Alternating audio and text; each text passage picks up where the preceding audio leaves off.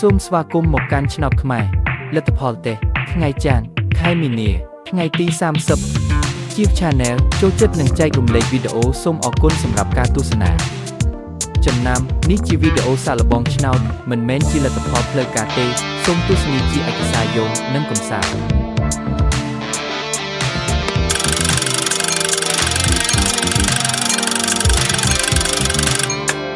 រង្វាន់ទី1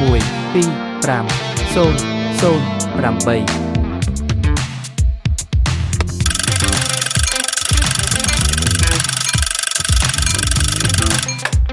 រង្វាន់ទី2 9 6 6 6 7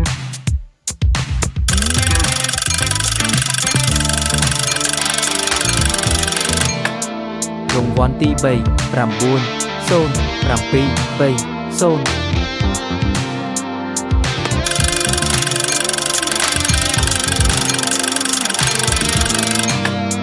រង្វាន់ទី4 9 4 4 7 8 8